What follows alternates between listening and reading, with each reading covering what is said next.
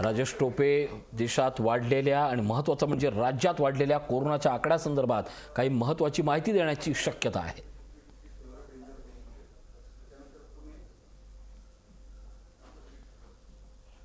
तुम्हाला corona status आज महाराष्ट्रामध्ये कोरोनाचे एकूण 2,10,000 ऍक्टिव्ह केसेस आहेत। यामध्ये जवळजवळ 85% एसिम्प्टोमॅटिक आहेत, त्यांना लक्षणं नाही आहेत। लास्ट वीकला मागच्या आठवड्याचा जो एकूण मृत्यू दर आहे तो 0.4% आहे, जो महाराष्ट्रात पूर्वी अगदी 2.5% असायचा। आणि शक्यतो मेट्रो सिटीजमध्ये मुंबई, पुणे, नागपूर यामध्ये केसेस निश्चित प्रकारे वाढत आहेत।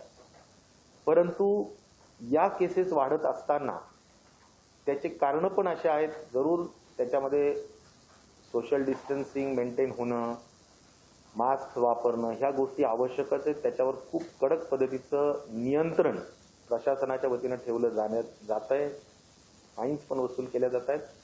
आणि केंद्रीय समितीने ज्या ज्या गोष्टी सांगितल्या, मग ज्यामध्ये प्रामुख्याने ट्रॅकिंग, ट्रेसिंग आणि टेस्टिंग हे करावं, तर मला असं वाटतं की पुण्यात बोलत असल्यामुळे पुण्यामध्ये जवळजवळ 3 लाख पर मिलियन टेस्टिंग केल्या जात आहेत। मला वाटतं देशामध्ये ते एका सिटीच्या दृष्टिकोनातून हायेस्ट आहे। मुंबईमध्ये सुद्धा 2,65,000च्या वर केसेस पर मिलियन केल्या जात आहेत आणि महाराष्ट्रामध्ये साधारणपणे 1.5 लाख पर मिलियन केसेस केल्या जात आहेत। तर या सगळ्या दृष्टिकोनातून केंद्र शासनाच्या टीमनी ज्या ज्या गोष्टी सांगितल्या, गाईडलाईन मध्ये ह्या सगळ्या गोष्टी अंतर्भूत केलेल्या आहेत।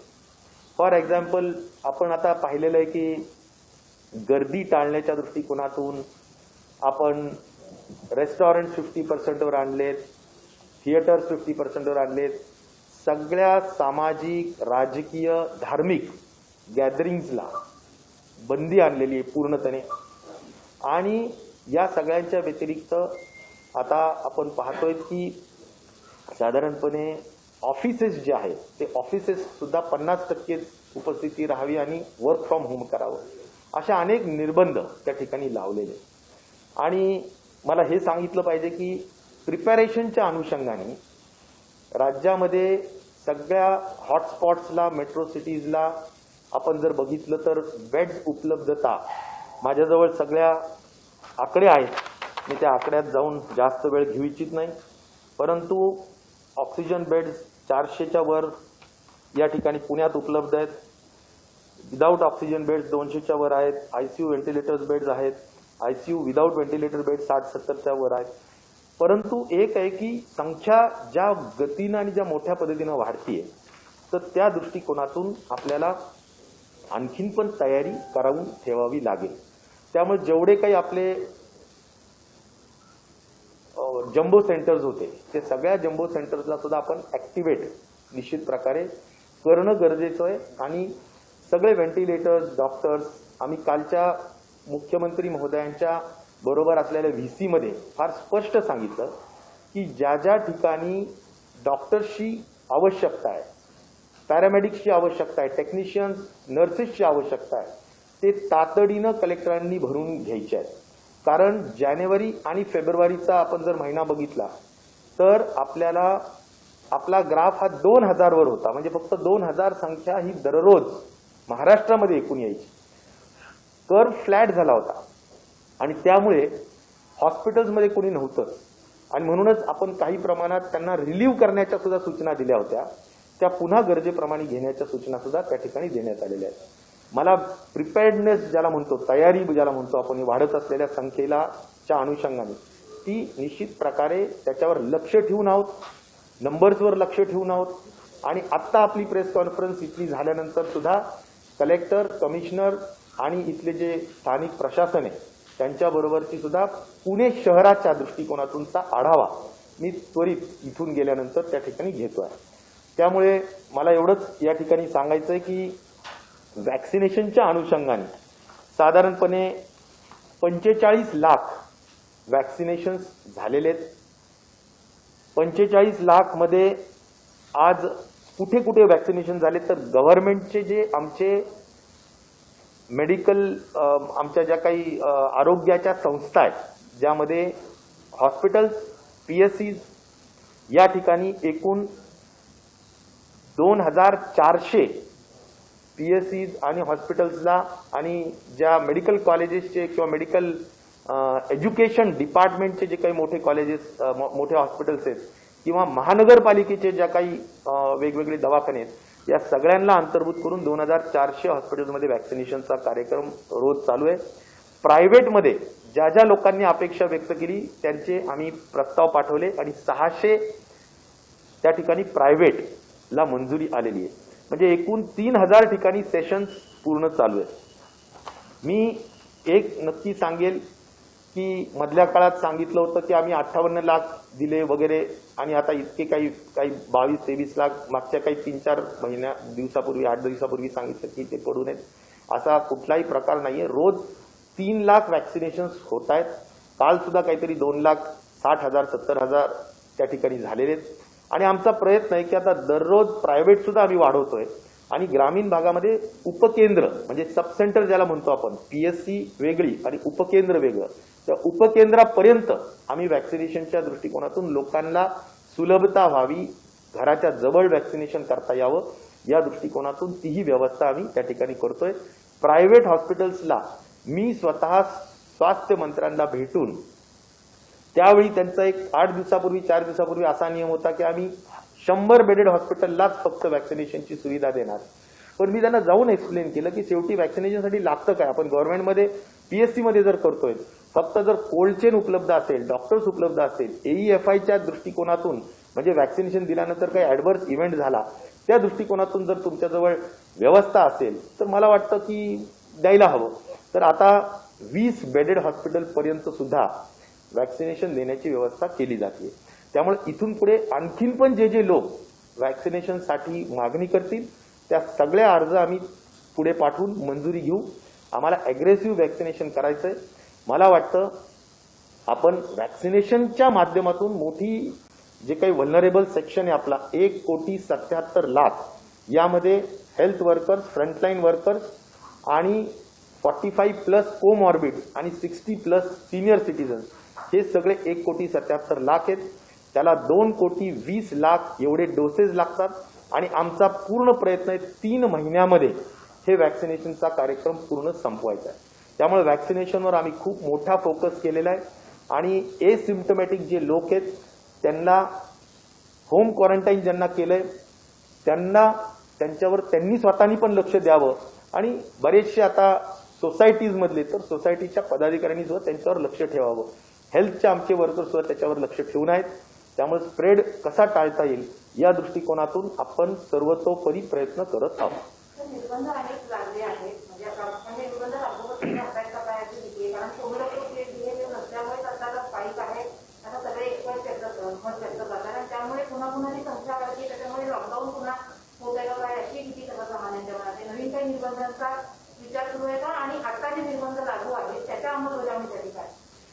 हे बघा, सध्याचा जो निर्बंध लागू आहे त्याच्यासाठी प्रशासन म्हणजे कलेक्टर्स, कमिशनर्स यांना आम्ही VC द्वारे फार सक्तीनं हे सगळे 15 मार्च या दिवशी जे काही निर्बंध गाईडलाईन्स जारी केलेल्या आहेत त्याची सक्तीनं अंमलबजावणी केलीच पाहिजे या दृष्टिकोनातूनच्या सूचना आम्ही दिलेल्या आहेत आणि त्या पाळल्याच पाहिजेत अशा पद्धतीची अपेक्षा आमची आहे आणि त्या दृष्टिकोनातून आम्ही आढावा सातत्याने घेत राहू. हा झाला गाईडलाईन्सच्या अनुषंगाने. मला हाही प्रश्न विचारायचा आहे की खरोखर मी तर तुम्हाला सांगितलं की पुण्यामध्ये समजा देशामध्ये कदाचित पर मिलियन केसेस 3 लाख कदाचित जास्त म्हणजे एवढे टेस्टिंग आपण करतोय तर आपलं राज्य टेस्टिंगमध्येही नक्की पुढे आहे. प्राईम मिनिस्टरांनी VC मध्ये स्पष्ट सांगितलं की UP मध्ये, केरळमध्ये, अन्य राज्यांमध्ये, आता सगळ्यांची नावं मी घेत नाही पण जरी टेस्ट होत असतील काही तर त्याच्यामध्ये अँटीजन टेस्ट जास्त होत आहेत, रॅपिड अँटीजन, की ज्याची ऑथेंटिसिटी तेवढी नाहीये आणि केंद्र शासन सारखं सांगतंय की किमान 70% तरी केल्या पाहिजे. तर आपण 73% पर्यंत RT-PCR करतो आहोत. 550च्या वर आपल्या RT-PCRचे लॅब्स आहेत आणि त्यामुळे RT-PCR पूर्ण ऑप्टिमम कॅपॅसिटीनी वापरलेच पाहिजे किंवा त्याचा पूर्ण वापर झालाच पाहिजे, त्याची कॅपॅसिटी युटिलायझेशन झालीच पाहिजे. हे सुद्धा आम्ही प्रत्येक सिव्हिल सर्जनला किंवा आमच्या हेल्थच्या सगळ्या संबंधित लोकांना कळवलेलं आहे. मला एवढंच वाटतं की ज्या गोष्टी करणं अभिप्रेत आहे, ट्रॅकिंग ट्रेसिंग शिवाय टेस्टिंग होतच नसते. कारण हाय रिस्क आणि लो रिस्क ट्रॅकिंग ट्रेसिंग करून जे काही लोक काढतो आपण कॉन्ट्रॅक्ट, त्यांचीच टेस्टिंग केली जाते. आणि त्यामुळे ट्रॅकिंग ट्रेसिंग टेस्टिंग ह्याच्यावर जे केंद्रीय कमिटीने जोर दिलेला आहे तो आम्ही निश्चित प्रकारे करतोय. होम आयसोलेशनवर लक्ष ठेवण्याचं काम करतोय. संस्थात्मक विलगीकरण अधिक प्रमाणात व्हावं या दृष्टिकोनातून प्रयत्न करतोय. आणि कोविड अप्रोप्रिएट बिहेवियर म्हणजेच कोविड अनुषंगिक जी काही वर्तणूक आहे त्या संदर्भात सुद्धा आम्ही अत्यंत जागरूकतेने लक्ष ठेवू नये. मला वाटतं की याच काही गोष्टी आहेत. आणि मला याबद्दल प्रतिप्रश्न असाही सहज आपल्याला मीडियाच्या माध्यमातून मला विचारायचा आहे की आता ज्या ठिकाणी मोठ्या पद्धतीनं इलेक्शन्स चालू आहेत तिथंही सभा चालू आहेत, मोठमोठ्या पद्धतीनं सभा चालू आहेत, इथं सोशल डिस्टन्सिंग पाळले जात नाहीयेत. गुजरात आणि अन्य ठिकाणी सुद्धा मोठ्या पद्धतीनं IPL आणि त्याच्या मॅचेसमध्ये सुद्धा खूप गर्दी आहे. मला एक कळत नाही की आपण राज्यातलं एक नक्की मी प्रामाणिकपणे सांगेल की इथे ऍक्टिव्ह केस आली की त्याच्या संदर्भातलं पोर्टलवर ICMR पोर्टलवर ती नोंदवली जाते. टेस्टिंग झाली की ऑटोमॅटिकली टेस्टिंगची सगळ्या नोंदवल्या जातात. कुठलंही लपवालपवीचं काम आपल्या राज्यामध्ये केलं जात नाही. मग CFR आज 0.4 ते जे काही असेल ते आपण दिलं जात आहे. इतर राज्यामध्ये कदाचित हे होतंय का नाही होत हा प्रश्नचिन्ह आहे. पण आपण ज्या पद्धतीनं मास्क आणि सगळ्या गोष्टींचं कंपल्शन केलंय, मास्कच्या किमती खाली आणल्यात, अनेक गोष्टींचं आपण केलेलं आहे आणि करत राहणार आहे. एक मिशन मोडवर करत राहणार आहे. जरी सातत्याने वर्षभरात हे लोक काम करतायत तरी आम्ही मिशन मोडवर हे काम करत राहणार. पुण्यामध्ये सरकारनं व्हॅक्सिनेशनला परवानगी द्यावी जेवढ्या केसेस आहे त्याची मागणी होते. उपमुख्यमंत्री अजित पवारही म्हणाले होते की आम्ही केंद्राकडे याचा पाठपुरावा करू. तसं काही विचारलेलं आहे का? आणि 45च्या वरती अननोन कोमॉर्बिडिटी जातात त्यामुळे त्यांचंही व्हॅक्सिनेशन व्हावं अशी मागणी. 45 वरचे लोक जे कोमॉर्बिड आहेत त्यांना तर 100% आपण व्हॅक्सिनेशन करतोच आहोत. त्याच्या खालचे जर कोमॉर्बिडला करायचं असेल तर केंद्र शासनाच्या सूचना किंवा त्याच्यामध्ये मान्यता त्याची लागणार आहे. मला असं वाटतं की मी स्वतः मागे पण एकदा बोललो होतो की युनिव्हर्सल 18 वर्षाच्या वरचे जे पात्र लोक आहेत सगळ्यांना खरं म्हणलं तर आता व्हॅक्सिनेशनची गरज आहे आणि व्हायला हवं. परंतु मान्य आहे आम्हाला की प्राथम्यक्रम हे जे व्हल्नरेबल पॉप्युलेशन आहे 1,77,00,000 की ज्याला इन्फेक्शन झालं तर त्याचा मृत्यू होण्याचं प्रमाण जास्त असतं किंवा त्यांना सिव्हिअर होण्याचे प्रमाण जास्त असतं. त्यामुळे त्याला अगोदर आपण करून घेतलं पाहिजे त्या घटकाला. आणि त्यामुळे हे प्राथम्य क्रमांकाचा विषय आम्ही 2-3 महिन्याच्या आत संपवणार.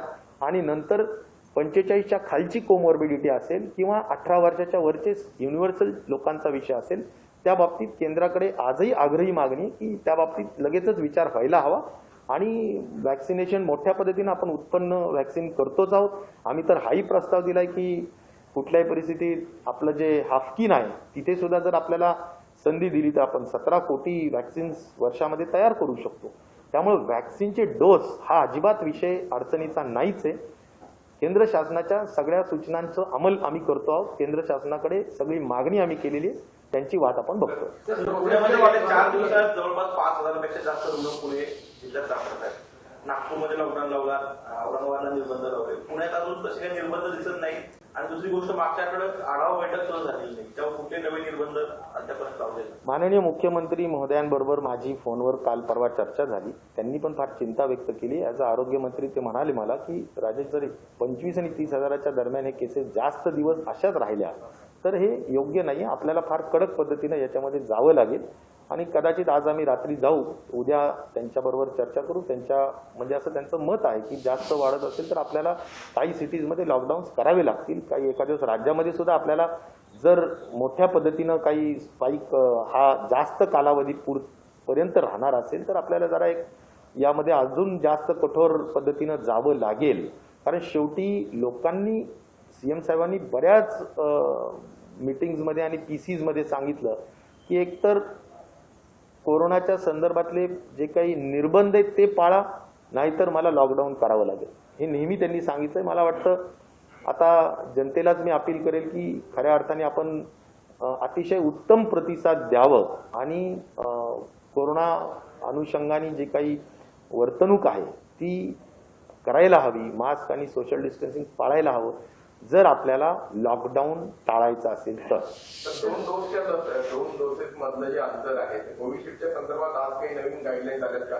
4 ते 6 कोरोनाच्या 2 डोसेस, आपल्या वॅक्सिनच्या 2 डोसेस, आजपर्यंत जी काही परिस्थिती होती कोविशिल्ड आणि कोवॅक्सिन ह्या दोन्ही डोसेसच्या बाबतीत सगळं साम्य आहे. 28 दिवसाचं 0.5 ml डोस, 2 to 8 डिग्रीज त्याचं काय जे असेल टेम्परेचर स्टोरेज करण्याचं, या सगळ्या गोष्टी साम्य आहेत. पण आज मला वाटतं बऱ्याच अभ्यासाअंती त्यामधला एक फरक आता केंद्र शासनाने कळवला आहे आणि तो फरक म्हणजे कोविशिल्डला 28 दिवसानंतर सेकंड डोस न देता तो 45 दिवस ते 60 दिवस याच्या दरम्यान किंवा या दरम्यान द्यायला हवं. म्हणजे 1.5 महिना ते 2 महिन्यानंतर सेकंड डोस आणि कोवॅक्सिनचा 1 महिन्यात म्हणजे 28 दिवसानंतर सेकंड डोस, हा फरक 2 वॅक्सिन मधला आता झालेला आहे. सर, याच्यामुळे लसीकरणाचा सुरुवातीचा परिणाम होईल असं वाटतं. तुम्ही म्हणाले की सेकंड डोसला नक्कीच 28च्या ऐवजी 45 दिवसावर गेल्यानंतर, समजा एखाद्या व्यक्तीने 28 दिवसात जो घेतलाय तर थोडीशी पूर्ण जो डोस आहे दोन्ही डोस मिळवायला त्याला तेवढे 15 दिवस प्रत्येकाला निश्चित प्रकारे उशीर होईल. सर, नागपूरमध्ये अचानक मृत्यूचं प्रमाण वाढलं गेले काही दिवस 35-40 असा आकडा, आज पण 40 आकडा आहे. नागपूरमध्ये काही वेगळं काही घडतंय? मला असं वाटतं तिथलं जे ट्रीटमेंट प्रोटोकॉल्स आहेत ते सगळे आपले ट्रीटमेंट प्रोटोकॉल्स हे स्टँडर्ड आहेत. त्या सगळ्या स्टँडर्ड प्रोटोकॉलचं पालन व्हायला पाहिजे तंतोतंत. डॉक्टर्सचीच ही खऱ्या अर्थाने आवश्यकता आहे की त्यांनी खूप सिरियसली आणि खूप डेडिकेटेडली ह्या सगळ्या गोष्टी करायला हव्यात. आणि जनतेने ज्या ठिकाणी CFR वाढतो त्यातला एक इंडिकेटर नक्कीच असतो की लेट डिटेक्शन. म्हणजे जर खऱ्या अर्थाने तुम्ही अगदी बॅड ज्याला म्हणू आपण, निमोनिया झालाय, तुम्हाला खूप जास्त त्याला म्हणायचं लंग इन्फेक्शन स्प्रेड झाल्यानंतर तुम्ही हॉस्पिटलमध्ये येत आहे, तर मला असं वाटतं की ते डॉक्टर्सच्याही हाताबाहेर जाणारा विषय होऊन जातो. त्यामुळं अर्ली डिटेक्शन, लवकर निदान व्हावं, हा कोरोनाच्या बरं होण्याच्या दृष्टिकोनातून फार महत्त्वाचा विषय. आणि मला वाटतं नागपूरच्या प्रशासनाला आम्ही नक्की कळवू, तिथल्या डॉक्टर्सला आम्ही सगळं कळवू तिथल्या की लवकर ट्रॅकिंग ट्रेसिंग व्हावं आणि त्यांनी लवकर त्या ठिकाणी हॉस्पिटलमध्ये यावं. असं वाटतं की हा पीक आहे की याच्या नंतर सुद्धा काही रुग्ण वाढवतील असं? मला असं वाटतं की यापेक्षा पुढे जाऊ नये. जरूर अपेक्षा अशीच आहे. आता इपिडेमिओलॉजिस्ट इथे आवटी आहेत, बरेचशी लोक आहेत, त्यांना मी चर्चा केली आहे सातत्याने. तर अजून 2-4 दिवस अशा पद्धतीनं राहील आणि नंतर कमी होईल असा अंदाज त्यांनी व्यक्त केलेला आहे. मलाही असं वाटतं की लवकर आता पीकला, आता जे काही आहे ते पीक समजून खऱ्या अर्थाने आता खाली उतरायला हवं अशी आशा जरूर मी व्यक्त करेल. परंतु आपण ऑब्झर्व्ह करावं लागेल 1-2-3 दिवस. जम्बो हॉस्पिटल सुरू करण्यात आला आजपासून. महापौर आणि अधिकाऱ्यांनी त्याची पाहणी केली. त्यावेळी असं म्हटलं की राज्य सरकारकडून अपेक्षित आर्थिक सहाय्य आम्हाला मिळत नाहीये, एक प्रकारची खंत किंवा अपेक्षा त्यांनी व्यक्त केली आहे त्या उपाययोजना आणि यंत्रणा उभा करण्यामध्ये. मला असं वाटतं की जे काही कुणाचेही देणी राहिलेली असतील किंवा ज्यांना करारामध्ये किंवा ॲग्रीमेंटमध्ये ज्या ज्या गोष्टी ठरल्या असतील आणि शासनाकडून देय रक्कम असेल ती देण्याच्या दृष्टिकोनातून निश्चित प्रकारे कार्य होईलच. माननीय अजितदादा पवार साहेब जे उपमुख्यमंत्री आहेत आणि ते जिल्ह्याचे पालकमंत्री सुद्धा आहेत आणि ते वारंवार आठवड्याला बैठक घेत असतात. त्यांच्या कानावर या सगळ्या गोष्टी मी पण टाकेन आणि ते पण तत्परतेने या सगळ्या गोष्टींमध्ये निश्चित प्रकारे सोल्युशन काढतीलच असा मला विश्वास. तर राज्यामध्ये विरोधी पक्ष असतात किंवा अनेक ठिकाणी आपण बघतो की राज्य सरकारला प्रामुख्याने जबाबदार धरलं जात आहे या सगळ्या विस्फोटामागे आणि यंत्रणा फेल्युअर आहे सरकारचा असं देखील बोललं जातं. रोज अशा प्रकारचे आरोप होत आहेत. मला असं वाटतं की मी आता जे उदाहरणं दिले तुम्हाला, ज्या ठिकाणी निवडणुका चालू आहेत, काही IPL मॅचेस चालू आहेत, तिथली सुद्धा जर आपण, आणि मला आणखीन 2 गोष्टी मला सांगायच्या आहेत की आपण म्हणतो महाराष्ट्र हा नंबर 1ला आहे, तशाचा विषय नाही. तुम्ही जर पर मिलियन केसेस पर मिलियन, महाराष्ट्र एक मोठं राज्य आहे, 12.5 कोटी लोक इथे राहतात, म्हणजे इथलं त्या ठिकाणी पॉप्युलेशन आहे. त्यामुळे पर मिलियन दर 10 असं जर तर आपल्यापेक्षा दिल्लीवर आहे, पॉंडिचेरीवर आहे, गोवावर आहे, अनेक राज्य. अशा वेळेस महाराष्ट्र हे 7व्या नंबरला आहे पर मिलियन केसेसमध्ये संख्या असेल. आणि मला हेही सांगायचं की मागच्या आठवड्याचं जर बघितलं, कारण हे आता मागच्या 1 महिन्यातच आपण वाढतोय, तर एक मागच्या आठवड्यामध्ये सगळ्यात जास्त जर 600% म्हणजे 6 टाइम्स ज्या केसेस वाढतायत त्या सिक्कीममध्ये वाढल्यात, लडाखमध्ये वाढल्यात. त्याच्यानंतर कर्नाटक मागच्या आठवड्यातची जी राईज आहे 200%नी आहे. आपल्या बाजूला जे तामिळनाडू आहे, आंध्र प्रदेश आहे, आंध्र प्रदेश 180% आहे. आणि त्यामुळे मला म्हणायचं की आपल्यावर 8 राज्य आहेत मागच्या आठवड्यात ज्यांची टक्केवारी आपल्यापेक्षा जास्त आहे. आपली 80% आहे आणि इतरांची 120%पासून तर 600%पर्यंत. त्यामुळे बऱ्याच राज्यांमध्ये मागच्या काही 2 आठवड्यामध्ये अतिशय मोठ्या पद्धतीनं वाढत आहे. मी जी ही टक्केवारी सांगतोय ही तुम्हाला अधिकृत टक्केवारी सांगतोय की आपलं राज्य मोठं असल्यामुळे ऍब्सोल्यूट नंबरमध्ये आपला आकडा मोठा दिसतो, परंतु पर्सेंटेज जे काही वाढण्याचं पर्सेंटेज आहे, आपली जी पर्सेंटेज होतं त्यामध्ये किती वाढ झाली तर 80%.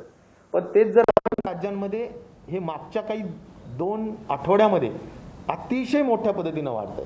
मी जी ही टक्केवारी सांगतोय ही तुम्हाला अधिकृत टक्केवारी सांगतोय की आपलं राज्य मोठं असल्यामुळे ऍब्सोल्यूट नंबरमध्ये आपला आकडा मोठा दिसतो, परंतु पर्सेंटेज जे काही वाढण्याचं पर्सेंटेज आहे, आपली जी पर्सेंटेज होतं त्यामध्ये किती वाढ झाली तर 80%.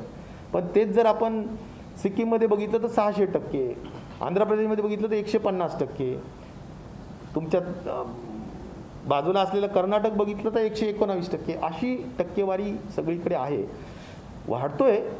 देशातच अनेक राज्य वाढत आहेत. आपल्याला काही इतर राज्यांकडे बोट दाखवायचं नाही आहे काय करतायत काय नाही. आपल्या राज्याला जे जे काही करता येणं शक्य असेल आणि केंद्र शासनाचं जे जे मार्गदर्शन असेल, केंद्र शासनाचं मार्गदर्शनाप्रमाणे तंतोतंत कानामात्रासुद्धा न बदलता आम्ही कार्य करत आहोत, अतिशय प्रामाणिकपणे कार्य करत आहोत.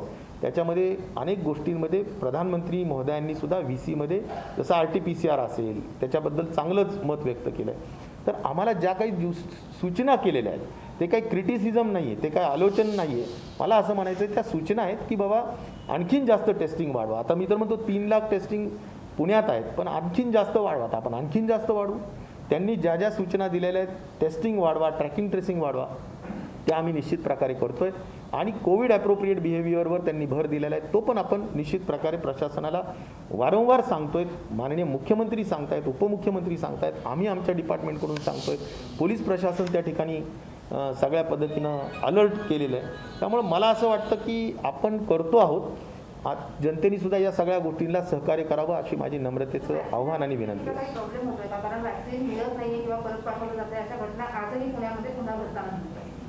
वॅक्सिनेशनचं प्रमाण प्रायव्हेट हॉस्पिटलची मागणी अशी आहे आमच्याकडे की आम्हाला खूपच मोठ्या पद्धतीनं करायचं आहे, तर आम्ही आमची हरकत नाहीच आहे. त्यांना जे काही प्रमाणात करायचं असेल आम्ही त्यांच्याजवळ ते वॅक्सिन देऊ.